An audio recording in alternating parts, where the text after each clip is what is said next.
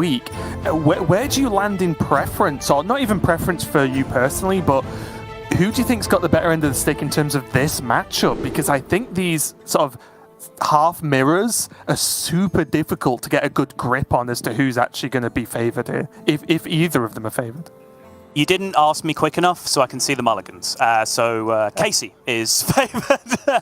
Good job, everyone. I do think overall, like, honestly, I think you'd have to play a massive sample size between two of the very best players to actually decide who wins this matchup. Because early Flesh Giants are a nightmare. It's so hard to deal with on the other side, particularly because this version of the deck doesn't play Soul Rend. Some players are playing one.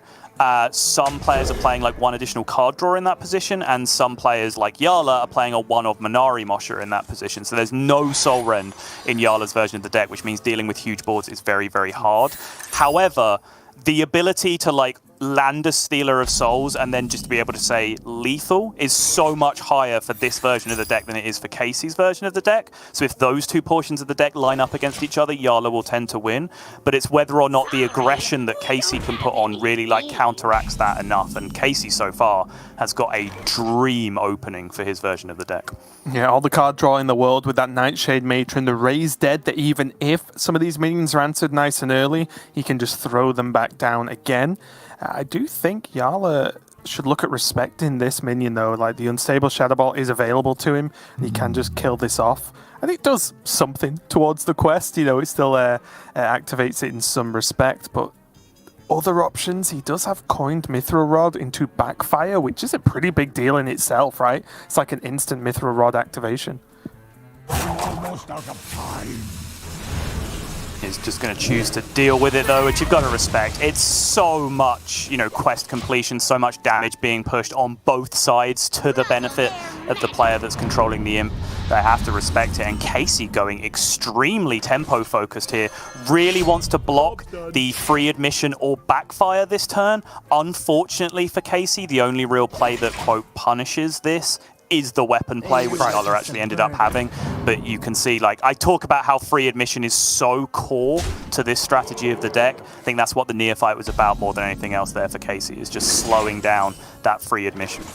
And he's starting to pile on a good amount of pressure as well. Jarla, once again, has to choose how much respect he's going to give Casey's board, or which minion in Casey's board as well. He could have looked at School Spirits to get some of those fragments in. He could have looked at Tap with Touch or something, but he is just going to draw all the cards with his own Matron and get a pretty nice reduction. Most importantly, has gone straight to that free admission for next turn.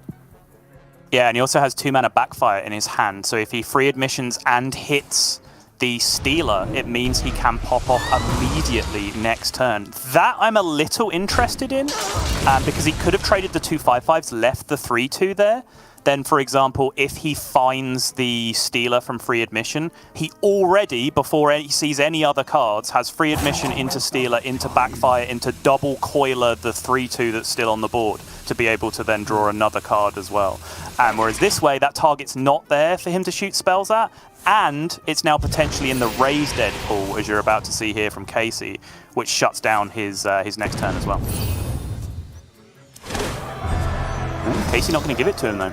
Casie going to play out the Blood Imp instead. Yeah, I guess it's a little bit tough now to judge Neophytes because the weapon's active, and it's already reduced the hand by 1 anyway, so a bit of a tough one. The Imp is obviously more sticky with that 5 health, but here comes the free admission. There's Stealer of Souls. There's a nod from Casie. Step 1, great. Did it immediately. Did not think too long before doing the first thing he needed to do in the turn. Now he can stop and think, but as mentioned, he does have Stealer into Coin Backfire if he would like it. He's just going to take the tap and the discount. He can actually still do it this way, right? Because he can tap first, then Stealer, Coin Backfire still. This means the cards that he backfires into will not get discounted, which means they do more damage to himself, which counterintuitively in Hearthstone 2021 is a good thing. Yeah. I think he's just going to take this turn off though, right? It looks that way, yeah. Yeah, just take it a little bit slow. He's not under any board pressure here. There is only the Imp down. He could kill this Imp off if he wants, but I think he can leave it up, again, as you mentioned, just for targets. The longer he can wait, the more cards he gets deeper in his deck, the closer he gets to a Hand of Gul'dan that he can pay health for, a second Backfire that he can pay health for, and a Dark Glare that he can pay health for, all of which are potentially GG in this position. If Jarla's got it in his locker, of course, which is still the thing I'm waiting to see. Zotl cannot wait. Yeah, there comes the Neophyte. Smart timing. Giant's still a little bit too expensive for Casie, and you can see the difference. Jarla's paid so much respect to the Bloodbound Imps. You can see why that's been important, right? 3-mana Giant in hand right now. Imagine if those Imps had attacked once or twice each. That would be -2 on the Giant if they attacked once each, plus a quest would have been completed, which means 1 extra heal, which means the Giant would have cost 0 and been played this turn alongside everything else. Yeah, there'll be a ton more pressure, right? And it's the world of difference right now. Jarla still has plenty of mana to go off right now if he really wants with this Backfire and Stealer. Yeah, the weird part is the Neophyte actually starts helping Jarla. As soon as he's cast Stealer and the Backfire, the Neophyte is actually to his benefit. I wonder if he's trying to work out whether he can go even slower. It is Jarla. He can. And he could just School Spirits this and be reasonably happy, maybe a tap as well. Yeah, he can certainly wait. Again, same thing. You don't have to go off as soon as you can, because the longer you wait, the more likely the lethal becomes. Yeah, I was even wondering if you can get away with just like a Demonic Assault there or something. That was certainly my first instinct on the turn. Okay, there's the Dark Glare. That is a real big signpost now that Jarla has to start thinking about it. You got your seatbelt ready, Sol, because I think we're going to go for a ride next turn. It's like there's everything there that Jarla needs to go. Is Casie going to beat him to it, though? That's the question. It doesn't look like it. He's a long way away, but he's dropping double Dark Glare here, looking for as much tempo as he can possibly get. The Giants are going to come down this turn because the lifesteal is going to take them all the way down to 1. This is as much tempo as Casie can put together, and I think all things have lined up now to the point where Jarla might have to just say, okay, time's up. Let's do this. Yeah, I think we're at boiling point, right? Like one player wins or the other one does at this point now, because you even see the nod from Casie. Casie's piled on all the stats on the board, ready to just set up lethal, and Jarla's now got his opportunity to do whatever he needs to do. Good. Card draw. Good start. Free admission, there are still 2 demons left, so he's going to get the second Dark Glare here a lot of the time, I believe, which means he's going to have infinite mana to play with this turn. Second Stealer now available, means that even if he whiffs this turn, as long as he clears, he can set up a lethal on the following turn. We are, by the way, we are miles behind on this already. Jarla will be significantly further ahead in this turn than we can actually see. So I have to try and cast into the future, which is extremely difficult. Yeah, so I saw Nightshade in the Mosha at that point, so that's at worst 1 Giant death for Jarla, at worst. Yep. This will discard the hand if he plays the Matron, which is going to do less damage to himself. I think he would have been better off playing the hand from hand there, because he would have dealt 6 damage to himself. He also needs to spend some real mana, because he's getting it all back from the Dark Glare here anyway. It looks like he's going with the Demonics just to try and get some of that mana spent. But I'm going to suggest that Jarla at test number 1 did not get there, Raven. I am going to agree based on what I look at. Look at the history bar, just go bleh. There's everything we did. Just pukes up over the side of the board. But I will say that I think if he kills this Giant, he's not in a terrible spot. Did he get... All right, not bad. Not bad. Yeah.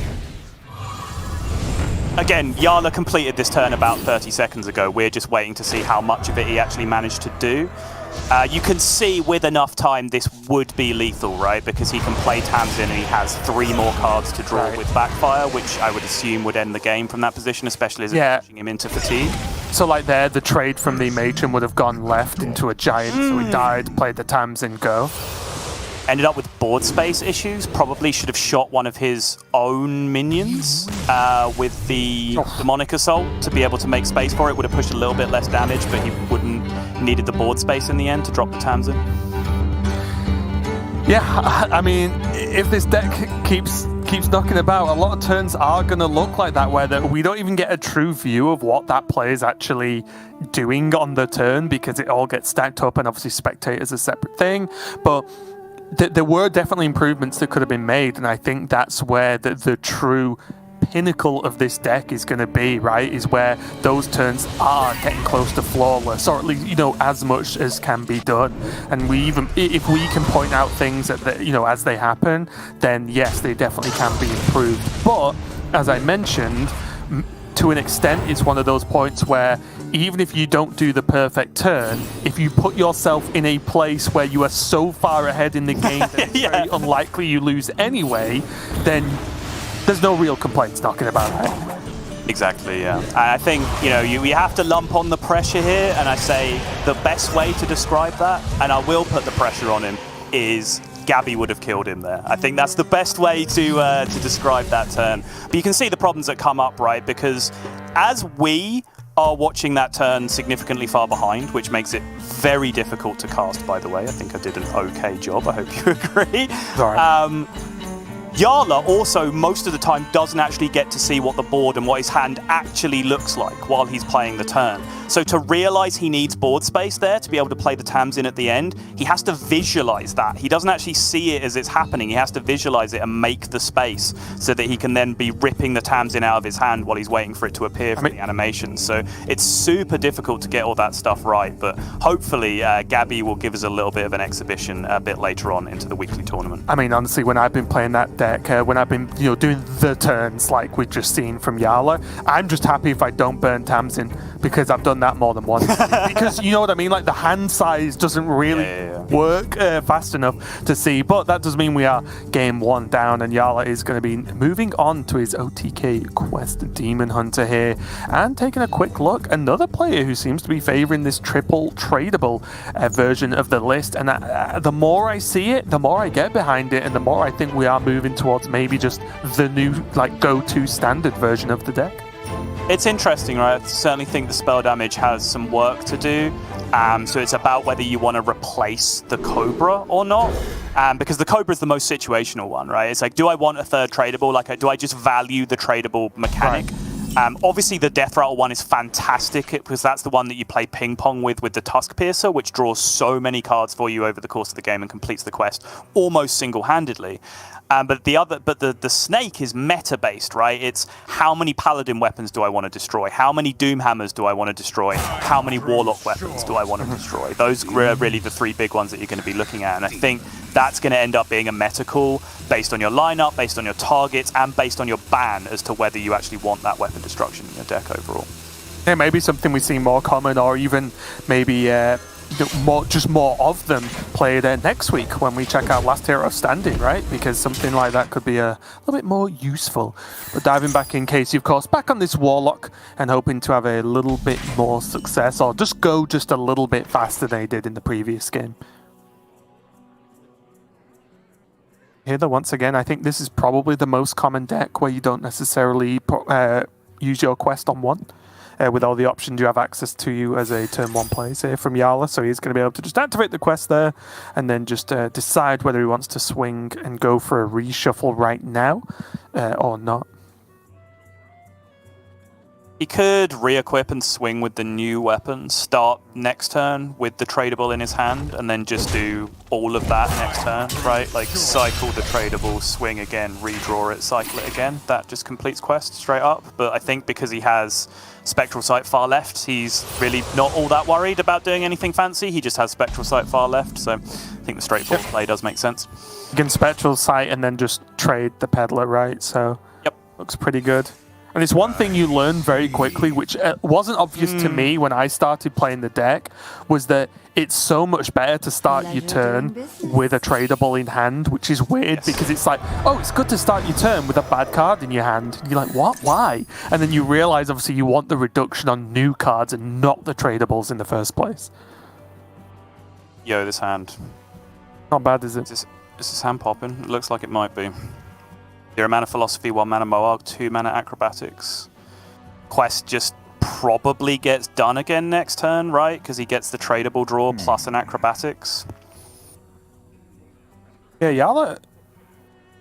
as usual, seems to be putting a lot of thought into not only this turn, of course, which is got no man left, it's swing or don't swing at this point, but also the future, the plan, right? As you mentioned, how, when, why he can prod the quest and where. So I'm just thinking, is there ever a reason not to swing this turn? I don't see it personally. Like, to me, I feel like the acrobatics and the tradable just lines up pretty nicely together next turn, but Jarla clearly has a different plan. Okay, we'll wait and see where he goes with this. Second game in a row, Casie is making the power play here on turn 4 with Matron hand. Obviously, Jarla blew right past that in the previous game. We'll see how it lines up for him this time.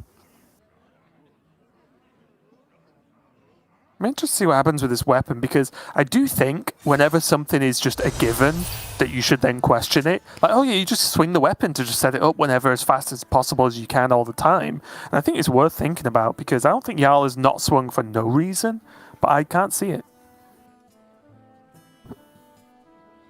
Yeah, I can't say I'm on board either. I think, you know, maybe if he'd whiffed on the first quest, then I could get behind like being a bit more precise with the follow-up quests, right? Like looking for specific pieces. But with 0 mana philosophy, 1 mana Moarg already, like I feel like just getting on with it and drawing cards as efficiently as you possibly can is kind of the business you're in right now. Right. And I think it's safe to say Casie has or can have a decent read on these being 3 1 mana Moargs at this point.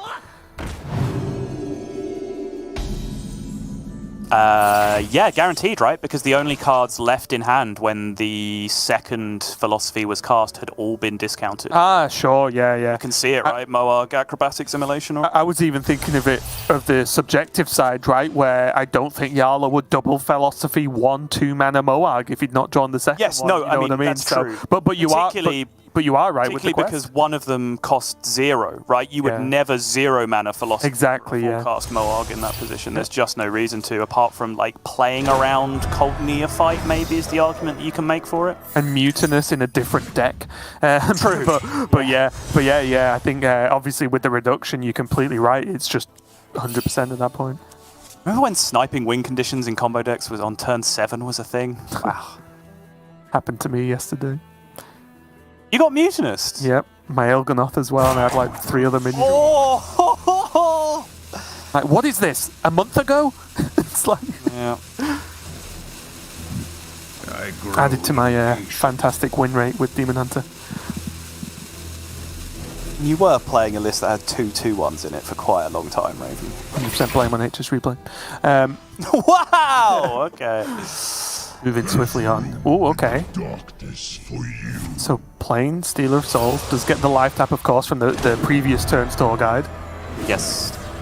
Which is going to ramp in a little bit here. Not enough in the end.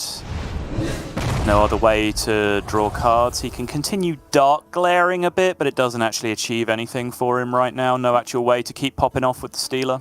Do you like ending this turn with Neophyte to try and protect his own Stealer on board, or do you think it doesn't matter because he already has the second Stealer in hand? I do like that, yes, but he is also doing it in the most aggressive way possible, right? He's going to do this, he's going to push damage with the Shadow Blast. Each of these things is getting him 2 mana back, so he can still, if he pleases, end with Neophyte. Actually, end with Giant here instead. He's going for the big board state.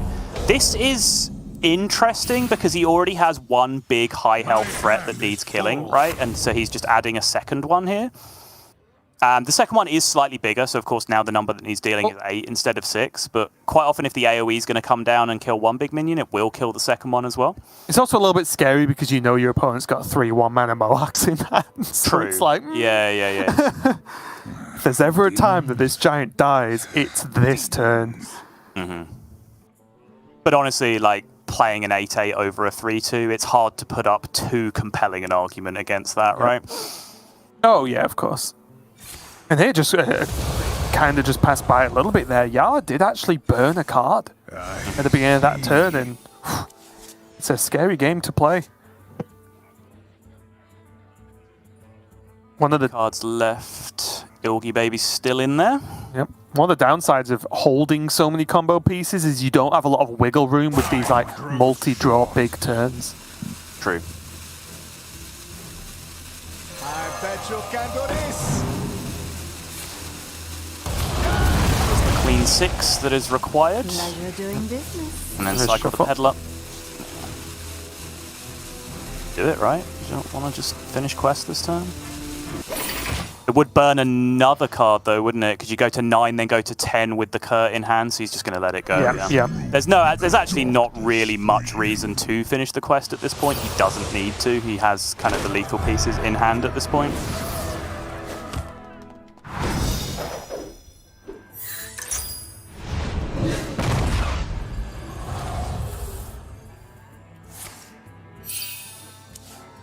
And now, Casie has his own opportunity going off on the other side. This is why this version of the deck is a little bit harder to do this OTK with, though, because you draw 0 mana Flesh Giants that don't really do anything. Raise Dead, obviously, although it costs 0, does still do a little bit of damage to, but you can see how quickly the chain stopped there off Stealer Backfire for Casie compared to what Jarla was able to put together in just the previous game. Yeah, and bear in mind, an Il'gynoth at any point here is Omega lethal. Doesn't need the spell damage if Casie continues to be at this kind of health range. I grow impatient. Jarla just needs to find it, but the problem now is if he finds it now, he doesn't have the mana for it, right? Because he needs to spend mana to draw. Is there any reason to have used the Crimson Sigil Runner that turn? Like, he could have started Fellscream Blast just to get rid of it, because this is the last possible opportunity to ever draw a card with that Sigil Runner, right? I guess it was worth thinking about. I think there's enough card draw left in his deck to guarantee this in general. I mean, he has 3 cycle cards, right? So Yes, exactly. that's one of the upsides when we talk about playing like multiple cycles is forget about what the card does. It's 1 mana draw a card. I think Jarla might have got burned by the deck tracker bug there, because currently any card drawn by Sigil remains in your deck on deck tracker. So I think possibly Jarla thought that that double jump drew a card because he played it and then looked surprised that nothing happened. I might be misreading that situation, but that certainly could have happened.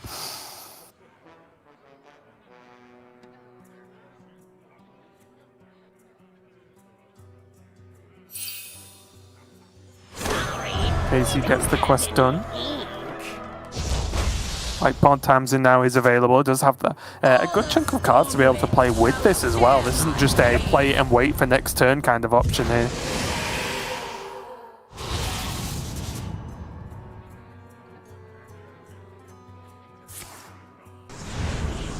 Shadowbolt comes down, is not going to interact with Moarg the way that the Warlock player would like it to, but still does deal a significant amount of damage with the Tamsin, and now this has to hit. But Jarla, tradable still available. No, he can't do it, right? Oh, I guess... Wait, how much damage does he need? Because he used the 0 He mana. needs Yeah, nothing. He needs Il'gynoth. That's what he needs. Pleasure doing business. There we go. Okay. Finally, with I was just 4 looking- cards remaining. I was just looking for a second because he used one of the 1 mana Moargs. He used the 0 mana Fellscream. Has he killed him so much the game stalled? I believe so. There we go. I think Jarla's just doing the Jarla thing of checking and rechecking and checking again. Yep. Yeah, it's one of the tricky things about the matchup as well from the Warlock side is obviously Demon Hunter can burst for 1 million to an extent, but also the more you do your quest, the more you get to that progression without the big heals, you are putting yourself, as we've said time and time again today, in those very low damage Demon Hunter combos. Like I said, the reason my brain said, well, hang on a minute, he might not be able to kill him is because against most people you can't, but you're not normally sitting against Demon Hunter at like 11 health, right? So it's just one of those things where the mana adds up, where there's no spell damage, only 2 Moargs. How does that work? It's like, oh yeah, I forgot it's Warlock, they're on like 10 health, they're dead. So it's just one of those awkward things you have to manage, and I think Casie again just didn't quite get hold of the big turn he wanted, and I think maybe just not being able to fit a neophyte in a good turn was maybe the downfall in that game. Pleasure. Yeah, it certainly was. I think, you can't fault him for it too much because it was always like giants that were coming down and big pressure that was coming down instead of the neophyte, right? And we've talked about this before when the amount of the discounts come out in hand, like suddenly your one neophyte can just seem very ineffective and like it's not really going to get too much done compared to the massive amount of discounts the Demon Hunter player might have. But in the end, it's going to be 2-0 going over to Jarla. And this might seem harsh, but again, we hold Jarla to very high standards here. And I did, ask him to make a point here about his skills with combo decks. But so far, I guess, even though he is 2-0 up in the series, I'd say it's only a C+ so far in the way that it's been going. There's been a couple of little things here and there that have looked a little bit suspect, but still doing enough to be comfortably ahead in the series. But now we are going to be coming into this Anaconda Druid, which is not a deck that we've seen a great deal of so far in Europe so far. This isn't the version with Celestial Alignment that I was saying that Jay had earlier on in the day. Instead, this is very similar to just the pure Anaconda version that we were seeing pre-expansion, just with Best in Shell slipped in there as well, which is just a very high quality, powerful in a vacuum druid card that has become available and fits very nicely into the archetype. And honestly, not something I expected to see from Jarla, if I'm going to be completely honest. I don't like, pigeonholing players into certain styles or whatever, but just, I didn't really expect him to play this kind of deck, especially because it's not super popular in general, right? It's not like saying, oh, Face Hunter's by far the best deck in the world, why isn't Jarla playing it? It's just, didn't really see him going for this kind of druid, but again, it's a deck that can heavily punish some more of these greedy combo decks, so I'm excited to see if it pays off for him, and he has kind of unlimited mana at this point. He has Overgrowth, Double Bloom, Fungal to keep the cycle going. This is looking like a very strong opening for Jarla, but facing down this kind of Warlock Sottle, what do you think this Druid's chances are in general? Yeah, it's a rough matchup for sure. This is certainly a quality of hand that can do work in any matchup. But, zoo-based decks in general versus druid decks in general have historically been a bad matchup, and that has only got worse and worse over time as the druid identity has moved further and further away from being able to deal with minions, right? It's gone from they can't kill big minions because we've removed Naturalize from the deck, to we can't kill any minions anymore, so just go ahead and play whatever you want because we can't actually interact with the board. So yeah, Jarla here choosing to skip turn 1. It's going to go for Bloom Overgrowth on turn 2, which gives him Fungal Fortunes on turn 3. There was an option to do all of that in one turn early, but he's going to end up in a position where he does the same thing anyway. So I like the way that he's played out the curve. Yeah, I was wondering just for a second if Casie was going to drop down the Old Cult Neophyte that turn as well. True. Because that would have just been miserable for Jarla. I guess the idea is, though, if Jarla's overloaded, then it's not going to be a huge turn anyway, but Jarla's managed to get some work done at least, draw a ton of cards, clear off a bit of a threat on board. Terrible. Darkness for you. You love this turn, don't you, Sol? I can tell. I love this turn. Yeah, I knew so it. Much. I knew it.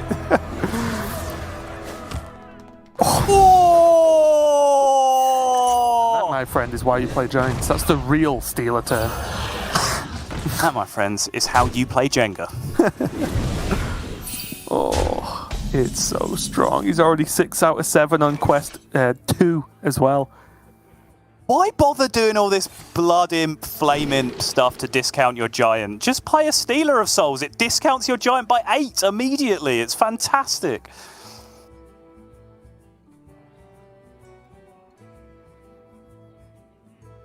So let's reasonably look at this.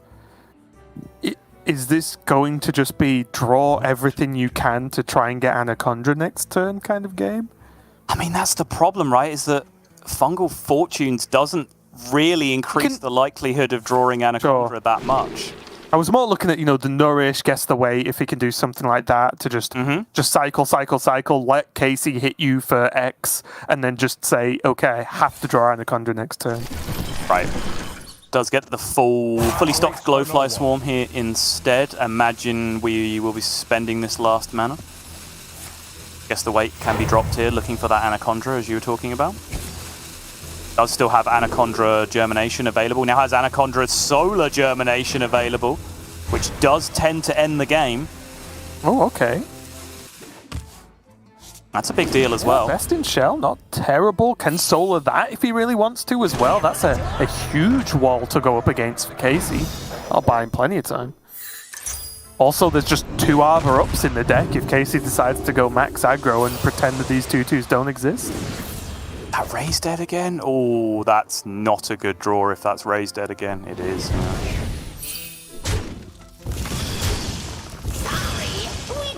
Gonna clear up, drop the Neophyte. Suddenly, a game that was looking absolutely unwinnable for Jarla is now looking like there might be an outside chance. Yeah, Casey's shaking his head. He doesn't really love the position he's in anymore. Oh, I didn't see that, Sol. Yep, I didn't see it. Yep. Close your eyes. Now best in Shell? Doesn't seem too bad. Yeah, I mean, baseline play, trade down the Giant, play best in Shell. That's a lot of defense against the board state you're looking at. You can do the same thing, but trade into the Stealer of Souls instead if you want to respect that more.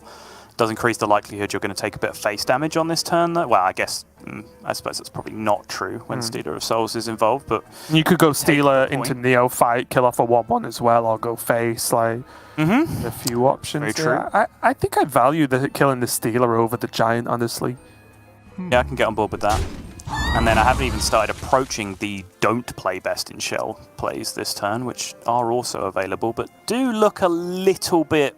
What's the word? Brave for my liking. What if it's just Glowfly again?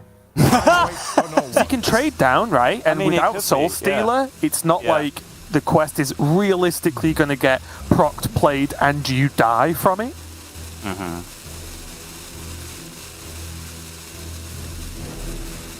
The question of what are these cards that aren't being played, right? On the other side as well, he is going to go for the Glowfly. Make him trade that again. Is this going to be card draw for Casie? Nope. So now Raise Dead is specifically Dark Glare, I believe. Well, a little strange if that is. Giant. Oh yeah, and he's also now traded the tour guide first. I was going to say it's specifically Dark Glare Giant, but then he traded the tour guide first, which makes that not true anymore.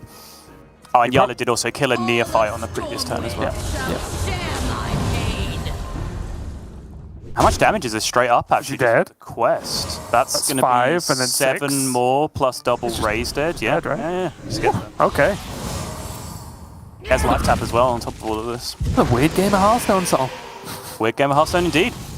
Casey's going to take the victory, not get swept by Jarla, and get the win with this Warlock, although it did look like it was obviously not having the best series in the world here, going, what, you queued Warlock 3 times, right? So 1-2 with it, so we'll see how that progresses to the rest of the weekend, at least for how Warlock performs in general, because honestly, Sol, I'm very interested to see what Warlock ends up looking like, right? Because surely we're going to get to a point where one will rise above the others.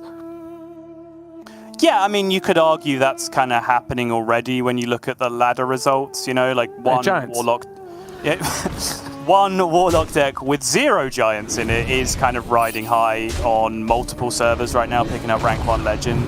But certainly when it comes to tournament play, things vary, right? So you don't necessarily just have to be playing the best ladder decks in your lineup, right? There's different matchups, there's different requirements as to what you want to be beating, what you want to be losing to is a dumb statement, but what you want to be teching against, which matchups you're willing to sacrifice some percentage in, I guess is the better way of saying that. But, you know, overall, I think just the general power level of Warlock overall is something that we're going to have to keep an eye on because, of course, we don't know the contents of it yet, but we are expecting a patch at some point in the near future as well. So what changes in Warlock might have a big reflection on what that looks like in the long term as well. There's all sorts of questions to be asked. Yeah, the next question to be asked is Casie going to be able to claw this back in this series? He did just take a win, but still not looking too great going up against Jarla here on this Druid. Casie is going to be playing this Quest Mage and another player, Sol, who's gone for these double One Thief. So it wouldn't surprise me at all that if Mage is still knocking about next week, that we are going to see One Thieves as a bit of a continued plan, because from what I've seen of them, even just today, never mind, on ladder and so on, they do the job pretty well as far as I can tell. They do indeed, but I mean, we go back to previous metas, right? When Mage was one of the best decks in the game at a competitive level, when it was the best deck in the game at a competitive level with 2-mana Lunacy, when it was still terrorizing with 4-mana Lunacy, 2-mana Flow. Token Druid was one of the decks that people brought to try and counter it, to try and target it, right? And at its core, this deck is still Token Druid. And I know from casting Three-Headed Dragon at DreamHack, this matchup came up quite a lot against the older version of Mage back then, pre-Quest. And it was quite striking to see just players kind of abandon the Anacondra part of their deck and just go back to playing as Token Druidy as they possibly can, again, back in that situation, because that's the version of the deck that beats Mage the most effectively. So I think this Druid still has a lot of gas in the tank in this particular matchup. Yeah, going to be very interesting though, especially considering the difference now is, for example, First Flame that Mage has access to is pretty nice at clearing up those the multiple treants or whatever from Glowflies from that small board. So it'll be interesting to see if some of the newer additions to Mage help out with this plan or not. Going to see the early Runed Orb there from Casie, and he could just throw it all away and go Deck of Lunacy and relive the good old days. I'm sure Jarla would approve. Yeah, why not, right? When in Rome. Nah, of course not. Why not? Because it's bad. Moving swiftly on, Jarla's going to be able to get another early overgrowth with another overgrowth in hand and the Nourish to keep the cycle going. So all this is looking like Jarla will want to, or get to, have some huge turns in the late game. But is that going to be too late, Sol? Ooh. Rigged Fair Game being picked up there for Casie. In direct answer to your question, it might be because, you know, one of the, I was talking about the token win condition version of the deck. The one thing the ramp version does open up is like Solar Cenarian Ward, right? Which is a huge defense against the damage output that Mage can throw out in the late game, which can be a very, very big deal. But I was a little bit focused on the secret or the spell choice there from the One Thief, picking up the Rigged Fair Game, which is quite telling because the secrets now do reveal information when you play them, because, you know, one of them is a frost spell, one of them is an arcane spell, and so on and so forth. So you actually get to see the quest counter tick when you play particular secrets. So if you play a secret that doesn't proc your quest, that's often quite limiting as to which option it can actually end up being. But Casie in the end does get away with it, does end up getting the card draw there off the Rigged Fair Game. Yeah, pretty big deal. The only issue now for Casie is he's got 3 fireballs in hand and they all cost 4 mana, which is not something you're normally looking for. It is a lot of damage, but Jarla, most importantly, got Anacondra off the, I think it was off the Guess the Weight last turn, right? So that's right. Yep. he can really pop off with this if he wants to. He gets a lot of card draw, of course, looking for the Germination to be able to duplicate the Anacondra and further reduce those nature spells down. Could be Fungal with Solar. The Fungal, it looks like, yeah. Looking for that germ. Arbor Up is also huge. Soul of the Forest is also huge. Ooh, not finding it so far. Okay.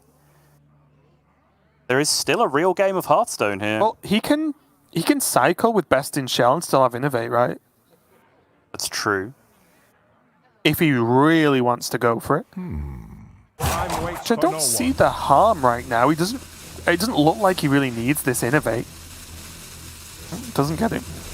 Doesn't get it. All right.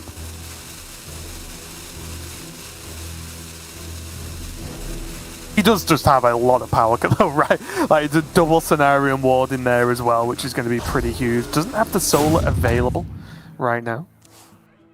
Yeah, no way to cheat it either. Sometimes you can cheat extra copies of Anacondra with, like, Nature Studies into Ironbark to give it Taunt, and then use Spike Shell to in a weird up way, but in the end he just tries to buff it up and protect it from removal as best he possibly can.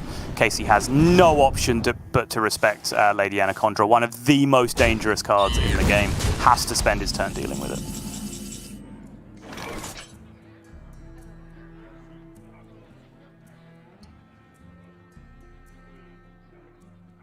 Now, do you think Jarla should dig for, like, Glowfly, for example, or anything to build up with the fact that he has the 2 Arbor Ups in hand? Or do you think he should just bank the health here and start going for these Cenarian Wards to not only bank the health, but get the big, chunky minions on board? I think he's got plenty of time to cycle a little bit here, and I expect he is going to do so with the Nourish, particularly because he has Soul of the Forest available, right? So as soon as he gets Glowfly, he can just go Glowfly Soul of the Forest. Oh. There is that Glowfly. Germination a little bit late. Still, though, it's not like Germination is dead in the deck now because you've lost Anaconda. The Cenarian Ward minions, for example, can be extremely powerful in their own right. Time waits for no one. I think you just chill here, right? Like, I don't think you want to play a Glowfly Swarm and get it fire sailed when you can just straight up Glowfly Soul next turn and then just double Arbor to end the game the turn after that. I also don't think he wants to attack face either with the Shapeshift, right? He just wants to get the armor and pass. Yes, agreed. Yep, no point proccing the shield and giving Casie a potentially easier route to proc the Frost spell part of his quest. He can do anyway because he has Oasis ally in his hand, which he's going to do right now. Get that, was that second? Yeah, second part of the quest done. But still, no point in letting them have easy freebies there. Well, they kind of suck. I guess Flame Strike's the thing he doesn't have, which is what you look at sometimes when you check out Discover options. Right. Extremely expensive answer to what's about to come down, but it is a answer in some worlds, which he is currently lacking. Jarla's still taking his time and considering the options this turn. I would have thought he had this mapped out from the end of last turn.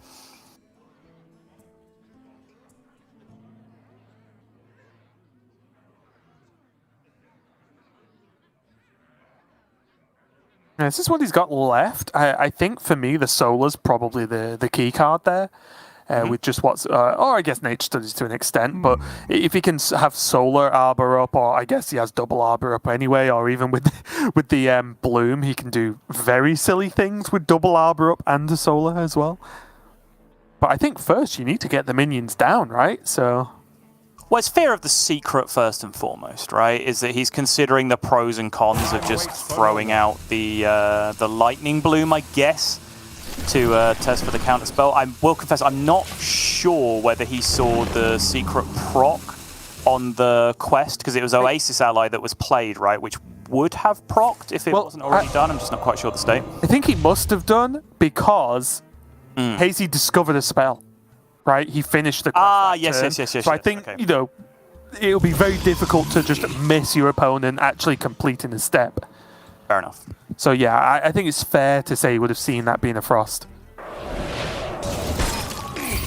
Casie now just going to do what he can against this. Again, the Flame Strike was a good plan in practice and probably still just the best option from that Discover, but with the old Soul of the Forest, that makes it much, much more difficult.